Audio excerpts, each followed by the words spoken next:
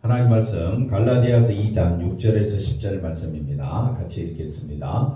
유력하다는 이들 중에 본래 어떤 이들이든지 내게 상관이 없으며 하나님은 사람을 외모로 취하지 아니하시나니 저 유력한 이들은 내게 의무를 더하여 준 것이 없고 도리어 그들은 내가 무할례자에게 복음 전함을 맡은 것이 베드로가 할례자에게 맡음과 같은 것을 보았고 베드로에게 역사하사 그를 할례자의 사도로 삼으시니가 또한 내게 역사하사 나를 이방인의 사도로 삼으셨느니라.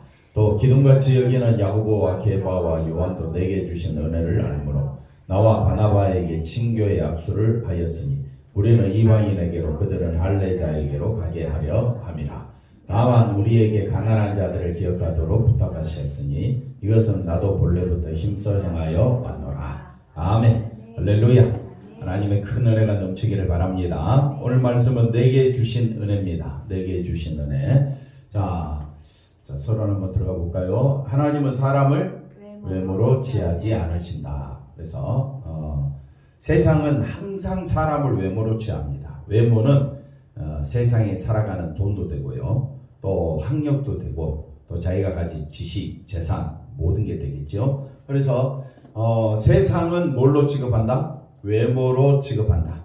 그래서 세상은 항상 차별이 있다. 세상은 항상 차별이 있는데 내게 주신 은혜를 알면 차별할 수가 없다. 오늘 말씀은 차별인데 세상이 말하는 차별하고 교회가 말하는 차별은 차원이 다릅니다. 그래서 세상은 항상 기준이 뭐가 되느냐? 외모가 기준입니다. 세상의 기준은 뭐가 된다고요? 외모. 그러나 교회 기준은 뭡니까? 은혜입니다. 은혜. 그래서 하나님은 사람을 외모로 취하지 않으신다 했을 때 외모로 취하지 아니하신다. 그래서 유력하든지 아닌지 아무 상관이 없는 거예요. 왜? 뭐로 판단하니까? 교회 기준은 뭐가 된다 그랬습니까? 은혜로 판단하면 어떤 사람이든지 우리가 유력하든지 아니면 그들이 내게 의무 어떤 그들과 서로 이 예루살렘 교회의 베드로, 야고보, 요한 이들 교회 유력한 사람들과 바울이 만났을 때 은혜 안에서 만나면 그 은혜만 나타나야지 서로 의무를 주고받을 이유가 없게 됩니다. 그래서 교회는 항상 사람을 뭘로 취하면 안 된다? 외모로. 근데 실상은 교회는 항상 뭐로 취하고 있다? 외모로 취하고 있다. 여러분 어느 교회를 가기를 원하십니까? 어느 목사님 말씀 듣기를 원하십니까? 어디 가야 복을 받습니까? 누구를 만나기를 원하십니까? 어떤 사람들과 만나는 게 좋겠습니까? 항상 우리의 판단의 근거는 외모가 됩니다. 근데 교회 안에서조차 뭐가 판을 치고 있더라? 외모가 판을 치고 있다. 우리 감사비전교회 안에서는 뭐가 판을 쳐야 되겠습니까? 말은 잘하죠 우리가. 그래서 외모로 취하는 세상이나 교회가 되면 된다 안 된다? 안 된다. 우리 교회는 뭐가 나타나야 되느냐? 은혜가 나타나야 한다. 그래서 무할례자에게 복음을 전하든 또 베드로가 할례자에게 복음을 전하든 항상 같은 것이 뭐냐? 은혜다. 그래서 지난주 한번 복습해 봅시다. 복음은 곧 뭡니까? 계시죠. 계시는 뭡니까? 예수님의 피, 십자가 보혈의 보혈의 피 되겠지요? 그걸 다른 말로 뭐라 그랬습니까? 또 우리가 예수 안에서 우리가 가진 자유다. 자유가 뭡니까? 죄에서 해방되어 의인이 되고 그 다음에 사망에서 생명으로 가게 되고 마귀의 자녀가 아니라 이제 우리는 하나님의 자녀, 하나님의 종이 되었지. 그것이 우리가 가진 자유다. 그래서 은혜를 교회 예루살렘 교회 유력한 자들과 바울이 외모로 보면 바울은 아무 잽도 안 되죠. 바울은 그 예루살렘 교회 유력한 자들 앞에 나타날 수가 없죠. 근데 어디 안에서 만났다? 은혜 안에서 만났다. 그래서 서로 같은 예수님의 사랑을 주고받고 있는 것을 보았고 이렇게 이제 설명을 하게 됩니다. 그래서 갈라디아 말씀이 생각보다 어려운데 우리가 말씀을 항상 외모로 보지 말고 교회도 외모로 보지 말고 사람도 뭘로 보지 말라? 외모로 보지 말라. 근데 우리는 자녀들 결혼시킬 때도 항상 저 집안은 어떻느냐, 이 집안은 어떻느냐, 뭘 가지고 판단합니까? 외모 때문에 스트레스 받고, 외모 때문에 사람들이 자기 생을 끊는 그런 사람들도 발생하게 되고, 외모 때문에 우리가 얼마나 스스로 나약해져 있는지 모릅니다. 우리 예수 믿는 사람은 은혜가 중심이 되어야 할 줄로 믿습니다. 자, 앞에 거 넘어갔나요? 안 넘어간 것 같은데 이게 맞나요?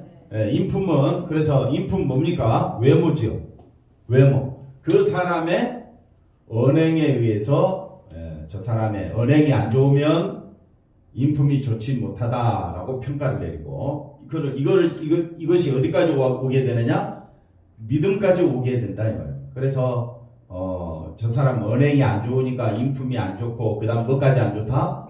믿음까지 안 좋다. 이런 시각으로 볼 때 바울은 사도의 자격이 있느냐?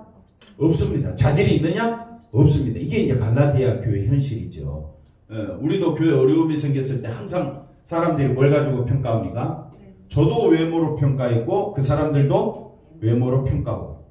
그러니까 외모와 외모가 만나면 피차 차별이 발생하게 되고 다툼과 시기 분쟁이 끊임없이 발생하게 된다. 근데 이제 우리가 여기 와서 보고 보니까 우리가 죄인인 것을 알게 되고, 우리에게서 나올 것은 누구밖에 없다? 예수님밖에 없음을 우리가 이제 새롭게 깨닫게 됩니다. 교회를 박해했던 바울의 과거 행적, 이건 완전히 걸림돌이 되죠. 만약에 바울이 대통령 나갔다 그러면 대통령 깜도 안 되죠. 그래서 우리 지금 이제 대선을 앞두고 우리가 외모를 가지고 평가하잖아요.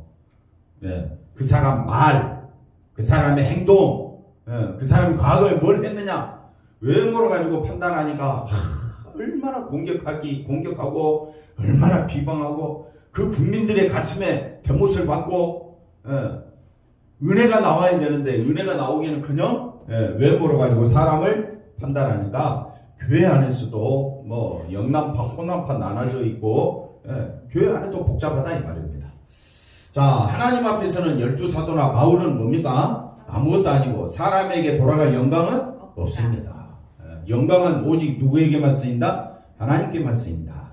그렇게 보시면 되겠습니다. 사람을, 그래서 내게 주신 은혜를 알면, 은혜가 뭔지를 이제 조금 이따 설명하겠지만, 은혜를 알면 사람을 차별한다, 차별하지 못한다? 차별하지 못한다.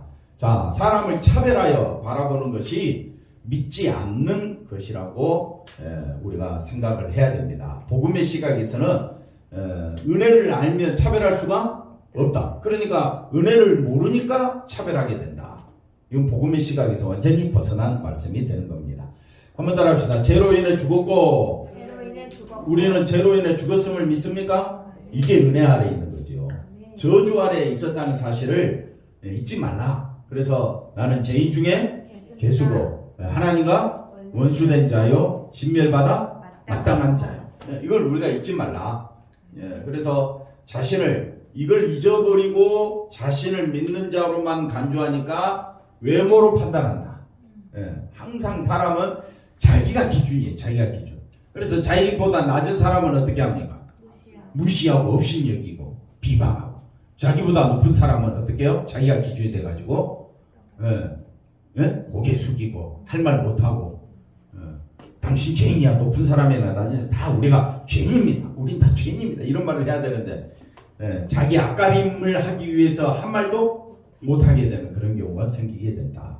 그래서 이것은 그리스도를 믿지 않는 것임을 의식하지 못한다. 그래서 오늘 말씀은 외모로 사람을 차별할 거냐, 은혜로 우리가 은혜를 나눌 것이냐 생각을 해봐야 되겠습니다. 복음 앞에서는 사람이 차별해야 된다, 안 해야 된다? 안 해야 된다. 그래서 갈라디아서 2장 8절에 베드로에게 역사하사 그를 할례자로 삼으시니까 또한 내게 역사하사, 베드로에게 역사하시고 또한 바울에게 역사하시고 이렇게 역사하셨다. 은혜를 내려주셨다.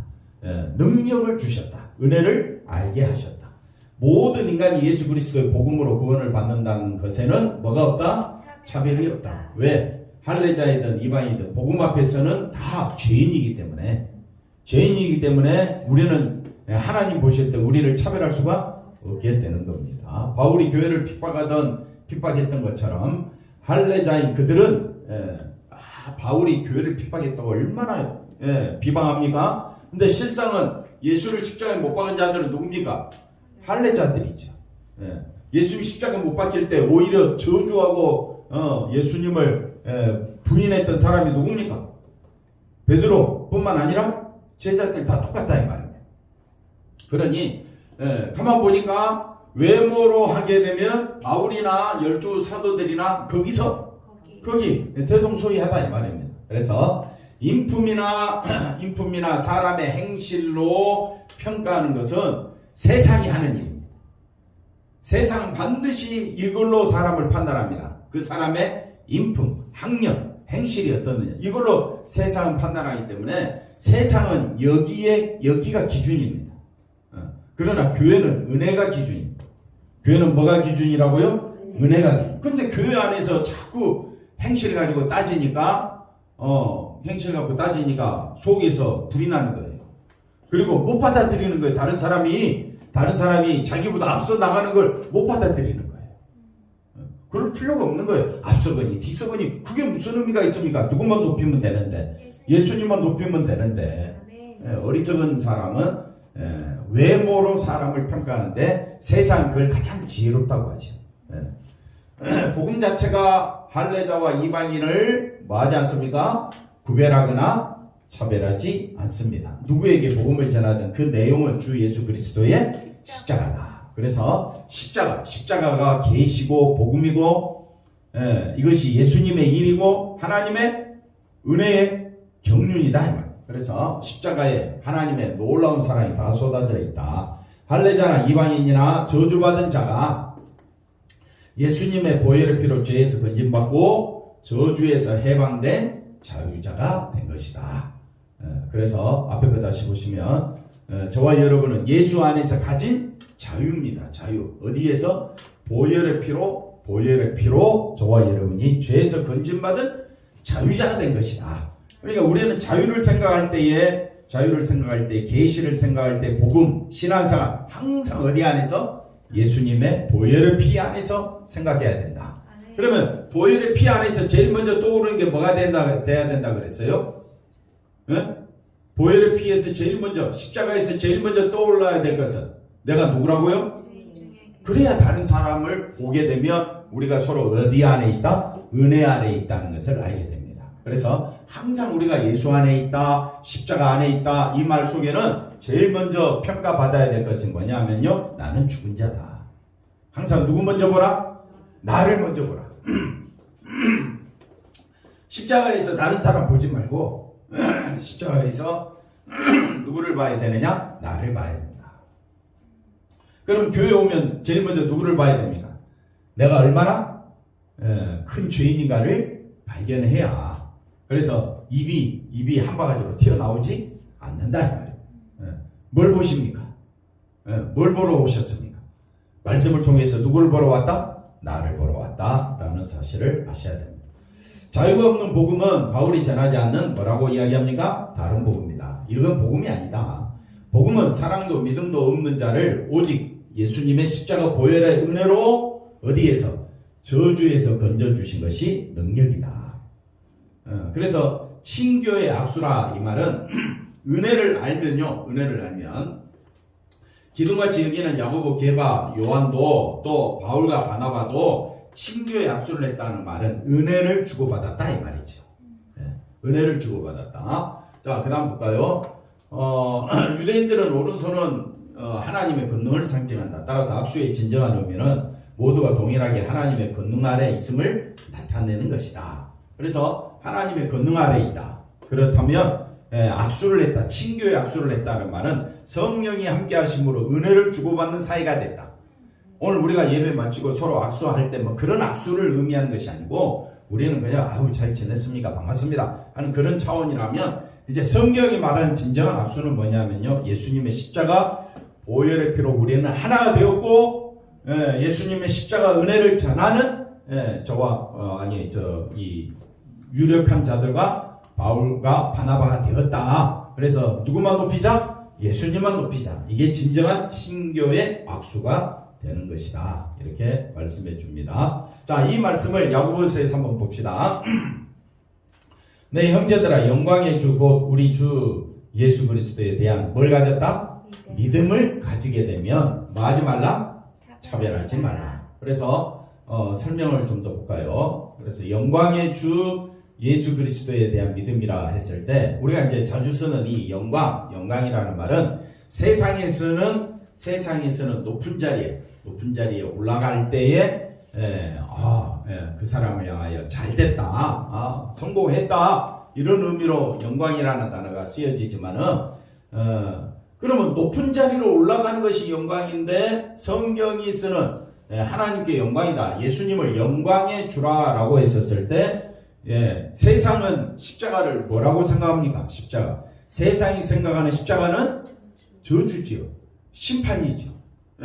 가고 싶지 않는 자리죠. 근데 이 고통의 저주의 자리를 누가 가셨느냐? 예수님이 가셨다. 왜 가셨느냐? 우리 죄를 없이 하려고, 사하시려고. 우리 죄를 사하시려고 십자가 지신 자리가 하나님의 뜻이고 계획이고 섭리니까 그게 하나님께 영광이 된다. 그래서 하나님께 영광 돌릴 수 있는 사람은 그 자리에 갈 수가 없고 누구만이 가실 수 있다? 예수님만이 가실 수 있다. 그래서 예수님의 이 십자가에서 죽으심이 하나님께 영광이 된다. 아멘 좀 해보세요. 사모님. 예수님의 십자가 죽으심이 말할 수 없는 영광이다. 말할 수 없는. 이게 이제 갈라디아서 1장 4절 5절에 자세히 설명해 놨죠. 그 다음에 요한복음 1장 14절에 말씀이 육신이 되어 우리 가운데 거하시매, 말씀이 하나님이신 말씀이 우리 가운데 육신이 되어 사람이 되어 우리 가운데 거하셨다라는 말, 우리 가운데 거하셨다는 말은 십자가에 죽으셨다. 그러니까 우리 가운데 거하심에 우리가 보니 아버지의 독생자의 영광이요 은혜와 진리가 충만하더라. 그래서 우리가 예수 안에서 자유를 맛보는 것처럼 예수 안에서 우리가 살아갈 때 그 자체가 뭐가 되느냐? 영광이 되는 거예요. 항상 예수님의 은혜 안에 머물기를 바랍니다. 이것이 하나님께 영광이다. 이렇게 볼 수가 있습니다. 그런데 아까 다시 야고보서 말씀을 다시 한번 보시면 내 형제들아 영광의 주, 영광의 주라는 말은 영광을 하나님께 영광 돌리실 분은 누구밖에 없다? 예수님밖에 없다라는 의미에서 영광의 주입니다. 그래서 우리 주 예수 그리스도에 대한 믿음이 있는 자는 예수님이 영광을 뭐라고 설명했습니까? 예수님의 십자가의 죽으심이 영광이라 그랬죠. 그러면 거기에 대한 믿음을 가진 자는 사람을 차별할 수가 없습니다. 왜? 너나 나나 다 뭐라고요? 죄인 중에 괴수임을 여기서 알게 되니까. 그 다음 보겠습니다. 그래서 사람을 차별하여 대하는 것은 영광의 주로 오신 예수 그리스도에 대한 믿음이 없기 때문이다. 설명을 했고, 영광의 주라는 것은 우리의 주가 되시는 예수님만 영광을 받으실 수 있다라는 의미가 되는 겁니다. 그렇다면 예루살렘 교회가 바울을 사도로 인정하지 않고 그들이 기둥같이 여기는 사도와 왜 차별합니까? 뭘 보니까? 외모를 보고 바울의 과거를, 외모는 바울의 과거도 되겠죠. 교회를 핍박하고 박해했던 바울과 기둥같이, 예루살렘 교회가 기둥같이 서 있게 된 것은 이 사도들의 그들의 믿음이다. 이렇게 차별하는 것은 도덕성의 문제가 아닌 십자가에 죽으신 예수 그리스도를 믿는 뭘로? 믿음의 문제로 다루어지는 것이다. 그래서 우리가 외모로 보고 그 사람의 인품이나 생활을 보고 신앙생활을 판단하지 말라. 그랬더니 거기에 대해서 반발하는 심리가 나타날 수가 있다. 그래서 제일 먼저 우리가 이 문제를 왜 차별하면 안 되느냐? 이거는 반드시 무슨 문제다? 믿음의 문제다. 장건사님 무슨 문제라고요? 믿음의 문제다. 이렇게 말해주고 있습니다. 하지만 우리가 사람을 차별 없이 대할 수 있을까? 개인에 따라 차이는 있을지언정 사람은 사람을 차별할 수밖에 없다. 이것은 마음 먹는다고 해서 되는 일이 아니다. 바울과 십자가에 못 박힌 한평 강도와 같은 강도를 같은 시각으로 같은 비중으로 바라보겠느냐. 바울도 주의 일을 했고 십자가에 한편 달린 강도도 누구의 일을 했습니까? 주의 일을 했죠. 그러면 우리는 두 사람 믿음도 동일한 거예요.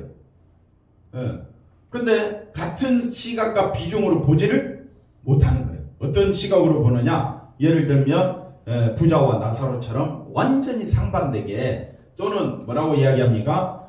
우리가 세리와 바리새인의 기도, 그런 것처럼 바리새인들은 자기가 의로운 척 기도를 하지만은 세리의 기도는 어떻습니까? 가슴을 치며 그렇게 기도하잖아요. 근데 하나님은 그 세리의 기도를 받으셨다 그래요.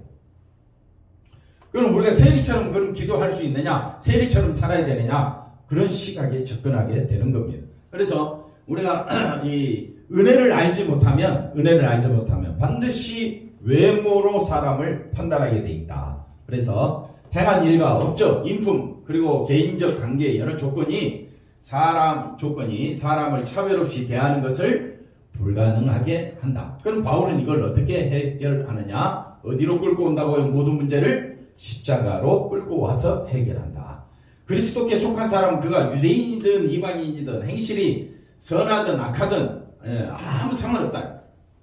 다 어디로 와야 된다고요? 십자가에서 와야 된다. 그래서 십자가에서만이 우리에게 영원한 생명이 주어짐을 깨닫게 된다면, 자기 힘으로 그가 어떤 사람이든지 예수 아니고는 이 생명에 이를 길이 없기 때문에 그 존재 자체에 차이가 없다. 근데 우리가 수많은 책들을 보고 수많은 사람들의 말을 듣지만 항상 뭘 가지고 사람을 평가하고 사람 마음을 무겁게 억누르느냐면 뭘 가지고요? 외모 가지고. 높은 자가 말하면 그 말은 뭐 진리처럼 떠들어대. 근데 낮은 자가 똑같은 말을 하면 어떻게 해요? 비웃고 말도 안 되는 소리 한다고 해요. 그래서 우리가 항상 우리가 신앙인이라면, 믿음의 사람이라면 기준이 누가 돼야 된다? 예수님이 돼야 되고, 반드시 교회는 뭐가 기준이 돼야 된다? 은혜가 기준이 돼야 된다.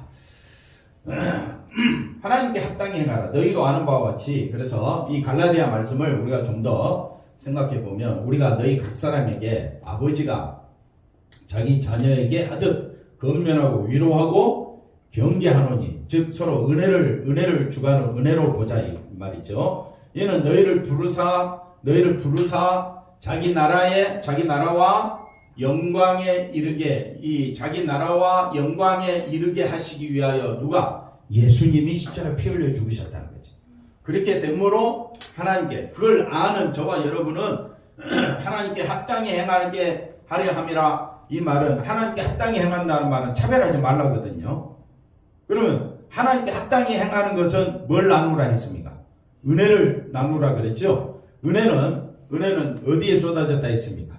십자가에 쏟아졌다 했죠. 그 십자가에 쏟아진 그 예수님은 하나님을 너무너무 사랑하셨고, 그 다음에 십자가에 쏟아지신 예수님의 그 보혈의 피는 우리 사람을 너무너무 사랑하신 거예요. 그러니까 십자가에서 위로는 하나님을 사랑하는 거고, 아래로는 누구를 사랑하는 거냐? 사람을 사랑하신 행위가 되는 거예요. 그러면 합당히 행한다는 말은 은혜가 기준이 된다는 거죠.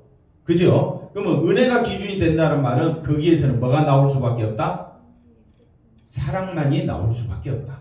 그게 이제 사랑이 뭐냐라고 했을 때 예수님을 드러내는 것이 사랑이다. 그래서 사모님, 은혜지요.